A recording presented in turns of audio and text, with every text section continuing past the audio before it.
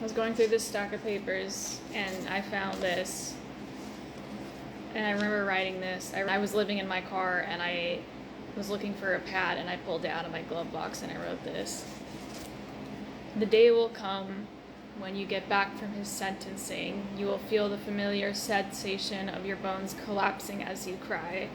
Everything will feel hopeless and you'll feel yourself falling into a void that you know you can't get out of.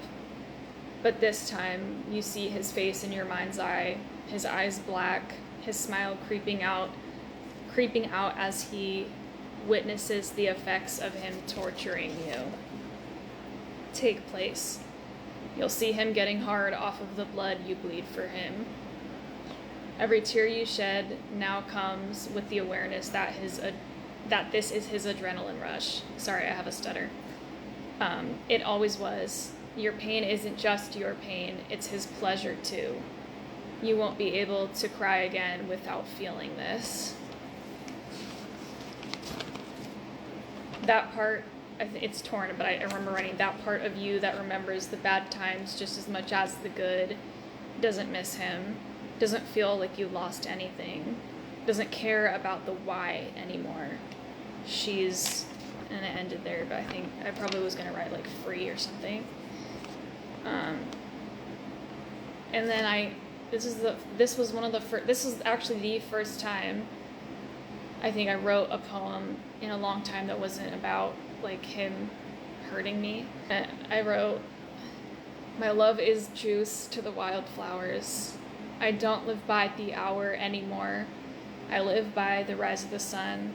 I live in the sunsets. I'm back in the starlight, the pulse after midnight, the toll of all the times I finally said yes to too many no's in life.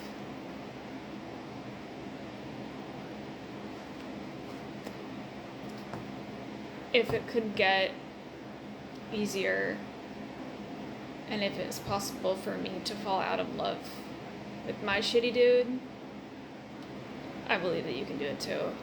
And don't let anybody make you feel like you aren't grieving or processing or healing in the right way. It's your life, it's your heart, it's your story.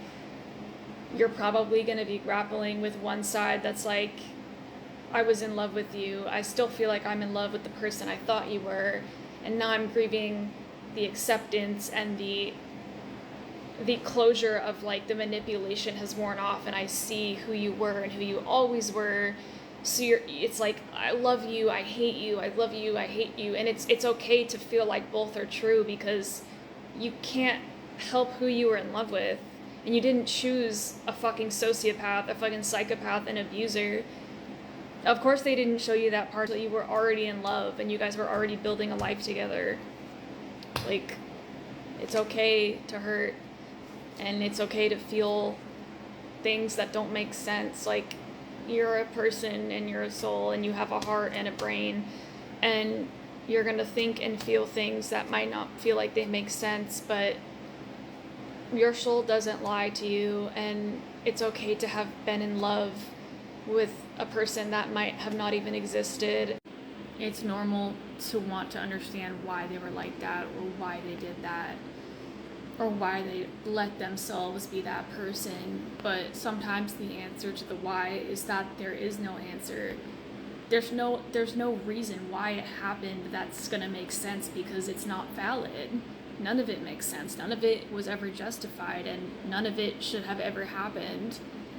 And I don't know,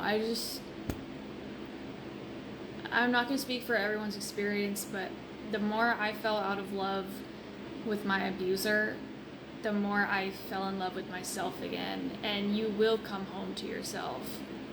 That shitty person, they are weak and powerless, and in the end you will feel their power over you slipping away.